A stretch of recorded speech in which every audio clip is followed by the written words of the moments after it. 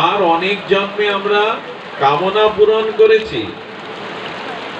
ধর্ম অর্থ কামনা আমাদের অনেক হয়েছে, কিন্তু শান্তি পাইনি, কল্যাণ পাইনি। তাই প্রেমের পথ দিয়ে জগন্নাথের কাছে যেতে হবে। আর জগন্নাথের কাছে যাব কি চাইতে? ধর্ম অর্থ চাইতে যাব, আমাকে পঞ্চম পুরুষত্ব প্রেম দাও, যাতে তোমার কাছে কোনো বাসনা না নিয়ে যায়। এই জন্য মহাপ্রভু শিখিয়েছেন প্রেম নিয়ে যাও। মহাপ্রভু প্রেমে এমন করে দেখছেন যে মহাপ্রভুর হাতের ছাপ লেগে গেছে পাথর গলে গিয়ে। কতটা প্রেম দেখুন, জগন্নাথ দর্শনে হাতের ছাপে লেগে গেছে, পাথর গলে গেছে।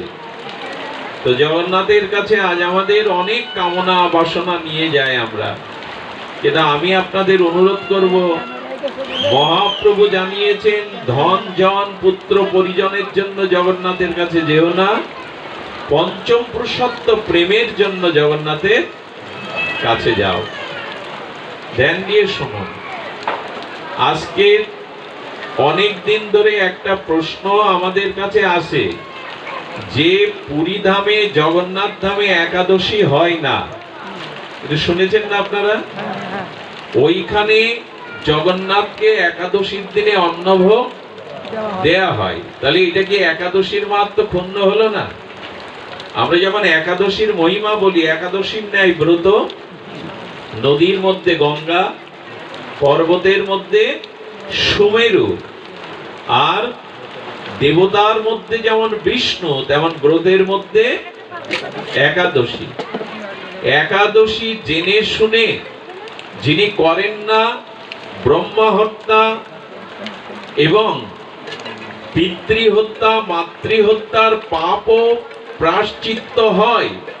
কিন্তু একাদশী জেনে শুনে না করলে সেই প্রায়শ্চিত্তের কোনো বিধান শাস্ত্রে দেয়নি। সেই পুরীতে কেন একাদশী নাই? জগন্নাথ ক্ষেত্রে একাদশী নাই কেন? এর উত্তর পেয়েছেন সঠিকভাবে?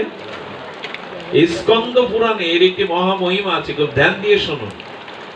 জগন্নাথ ক্ষেত্রে যদি একাদশীর দিনে যান, অনেকেই বলে কি যারা একাদশী নিষ্ঠার সহিত করে তারা ওখানেও একাদশী, কিন্তু স্কন্দ পুরাণে নিষেধ আছে।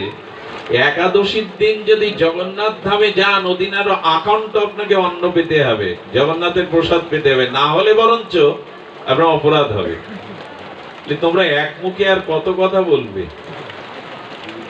একাদশীতে পঞ্চশস্যের মধ্যে কি যায়? পাপ যায়। এই জন্য পঞ্চশস্য একাদশীতে নিতে নেই। কিন্তু জগন্নাথ ক্ষেত্রে এই নিয়ম নেই কেন?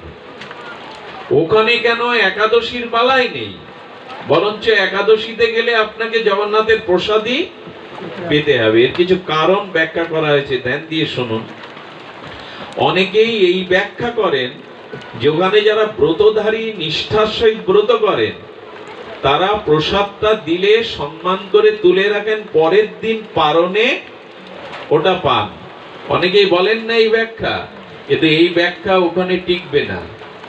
এই ব্যাখ্যা ওখানে যথাযথ নয়। স্কন্দ পুরাণ কি বলছে শুনুন। জগন্নাথ ক্ষেত্রে কেন একাদশী ওখানে বিদেহ নয়, তার কারণ হলো একাদশীতে পঞ্চশস্য বা অন্নের মধ্যে পাপ দেবতা প্রবেশ করে, কিন্তু অন্নটা যখন ভগবানের ভোগ হয়ে প্রসাদ হয় তখন ওটাকে অন্ন বুদ্ধি করা উচিত কি? প্রসাদ আর গোবিন্দ, প্রসাদে গোবিন্দ, প্রসাদ আর অন্ন এক কি? তাহলে ওটা কি ভেবে নেওয়া হচ্ছে? অন্ন ভেবে? কি ভেবে নেওয়া হচ্ছে? প্রসাদ ভেবে। এবং এই যুক্তিও খাটবে না যে আমি পরের দিন পারণে পাবো, প্রসাদটা আপাতত তুলে রাখি। কারণ নিয়ম আছে, ভগবানের নিবেদিত প্রসাদ যখন আপনার সামনে আসবে তার এক কণা যদি আপনি না নিয়ে পরবর্তীর জন্য অপেক্ষা করেন, এটা চরমতম অপরাধের শামিল। প্রসাদ সম্মুখে আসার সাথে সাথে আপনাকে কিছু প্রসাদ অধরে নিতেই হবে, না হলে এটা অপরাধের শামিল। তো ওইখানেই নিয়ম নেই কেন? কয়েকটি কারণ ব্যাখ্যা করেছেন আচার্যরা, শুনুন। জগন্নাথকে অন্নভোগ লাগায় কে? সাক্ষাৎ লক্ষ্মী দেবী। লক্ষ্মী দেবী অন্ন পরিপাক করেন, অন্ন লাগান। স্বয়ং জগৎমাতা লক্ষ্মী দেবীর হাতের অন্ন জগন্নাথকে ভোগ লাগিয়ে প্রসাদ পেলে ওই প্রসাদে পাপ দেবতা থাকে না, বরঞ্চ হাজার হাজার পূর্ণ ভক্তি থাকে, যেটা লক্ষ্মী দেবী নিজে রন্ধন করে ভোগ লাগিয়েছেন। এই জন্য লক্ষ্মী দেবীর পরিপাক দ্বারা জগন্নাথকে নিবেদনের যে প্রসাদ, সে প্রসাদের অন্ন বুদ্ধি বা পঞ্চশস্য বুদ্ধি থাকে না, বরঞ্চ ওই লক্ষ্মী দেবীর নিবেদিত জগন্নাথের প্রসাদ না নিলেই বরঞ্চ আপনার পর্দা ব্যয় হয়ে যাবে। আর ওটা অন্ন নয়, ওটা প্রসাদ। এই বুদ্ধিতে পুরীতে যদি একাদশীর দিনেও পৌঁছান, তবু আপনাকে প্রসাদ অবমাননা করা যাবে না। আপনারা শুনলে অবাক হবেন, পুরীর প্রসাদের এত মহিমা। এটাকে প্রসাদ বলে না মহাপ্রসাদ বলে? মহাপ্রসাদ বলে। পুরীর প্রসাদ প্রসাদ নয়।